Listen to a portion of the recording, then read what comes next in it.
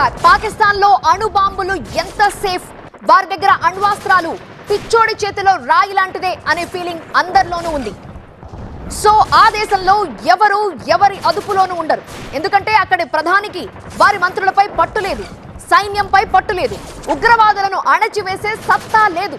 దీంతో ఆ దేశంలో అణ్వాయుధాలు సేఫ్ అనేది మాత్రం ఒక మిథ్యే.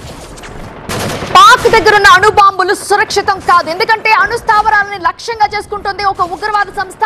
ఆ ఉగ్రవాద సంస్థ పాకిస్తాన్దే, టీటీపీ అనే ఉగ్ర సంస్థ. గత నెలలో అణు స్థావరంపై తెహ్రీక్-ఏ-తాలిబాన్ పాకిస్తాన్ టీటీపీ ఉగ్ర సంస్థ దాడి చేసింది. అణు స్థావరాన్ని స్వాధీనం చేసుకునేదానికి 9 మంది ఉగ్రవాదులు ప్రయత్నం చేశారు. కరాచీలోని మస్రూర్ ఎయిర్ బేస్ పై టీటీపీ కుట్ర పన్నింది.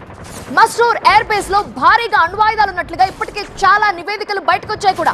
అంతేకాదు, పాకిస్తాన్ లో గత 4 నెలలుగా అణు శాస్త్రవేత్తలు అదృశ్యమవుతున్నారు. ఇదే కలకలం రేపుతున్న విషయం.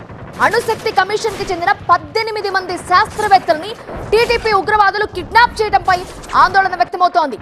అయితే వీళ్ళంతా అసలు ఎటు వెళ్లారు, వారిని ఏం చేసింది ఈ టీటీపీ సంస్థ?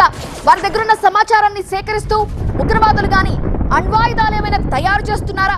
అసలు పాకిస్తాన్ దగ్గర అణ్వాయుధాలు ఉండాలా వద్దా? దీనిపైన ఇప్పుడు అసలు ప్రశ్న.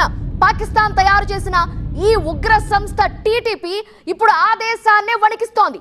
ప్రపంచ దేశాలకు పెను ముప్పుగా మారింది.